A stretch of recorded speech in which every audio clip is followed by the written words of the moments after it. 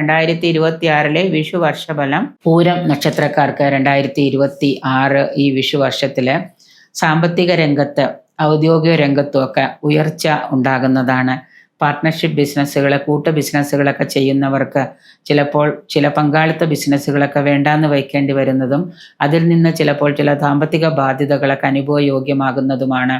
എന്നാലും നിങ്ങൾ നേരത്തെ ഇൻവെസ്റ്റ് ചെയ്തിരുന്ന ഇൻവെസ്റ്റ്മെൻറ്റിൽ നിന്നൊക്കെ നിങ്ങൾക്ക് നല്ല രീതിയിൽ ഇപ്പോൾ ചിട്ടി, അതുപോലെ തന്നെ ഏതെങ്കിലും തരത്തിൽ ഇൻവെസ്റ്റ്മെൻറ്റുകളൊക്കെ ഉണ്ടെങ്കിൽ അതിൽ നിന്നൊക്കെ ലാഭം പ്രതീക്ഷിക്കാവുന്ന വർഷമാണ് ഈ 2026 എന്ന് പറയുന്നത്. കർമ്മരംഗത്ത് ഉയർച്ചയുണ്ടാകും. ബിസിനസ്സുകാർക്ക് ഗുണകരമായിട്ടുള്ളൊരു വർഷമാണ്.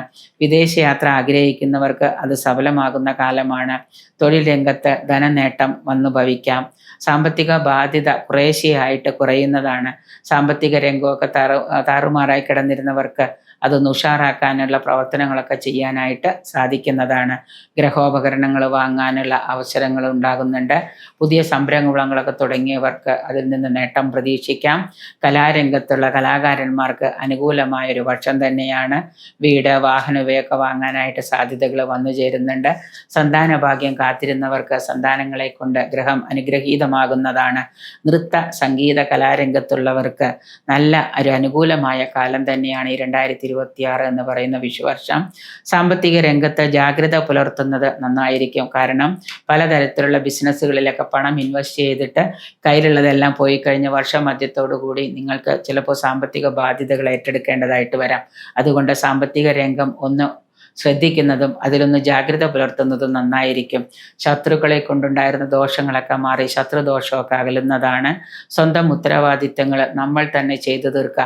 അന്യരെ നമ്മുടെ ഉത്തരവാദിത്തങ്ങൾ ഏൽപ്പിക്കാതിരിക്കുന്നത് നന്നായിരിക്കും. ഇപ്പോൾ നമ്മൾ ബിസിനസ്സിൽ കുറച്ച് ഇൻവോൾവ്മെൻറ്റ് കൂടുമ്പോൾ തിരക്കാണ് എന്ന് വിചാരിച്ച് നമ്മുടെ ആ പ്രവർത്തനങ്ങൾ അന്യരെ ഏൽപ്പിക്കുന്നത് നമുക്ക് ദോഷങ്ങൾക്ക് വഴിവെക്കുന്നതാണ്. നമ്മൾ ചെയ്യേണ്ട കാര്യം നമ്മൾ തന്നെ ചെയ്തു തീർക്കുകയാണെങ്കിൽ, ഉത്തരവാദിത്തങ്ങൾ പൂർണ്ണമായിട്ട് നമ്മൾ ഏറ്റെടുക്കുകയാണെങ്കിൽ നമുക്കതിൽ നിന്ന് സാമ്പത്തിക നേട്ടം പ്രതീക്ഷിക്കാം.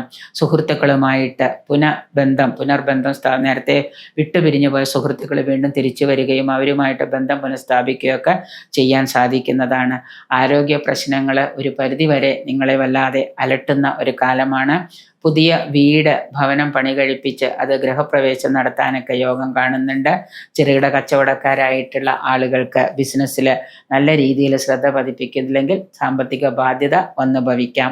ശത്രുക്കളുടെ ശല്യം കുറയുന്നത് കൊണ്ട് തന്നെ നമുക്ക് മുന്നോട്ടേക്കുള്ള പ്രയാണം നല്ല രീതിയിൽ കൊണ്ടുപോകാനായിട്ട് കഴിയുന്നതാണ്.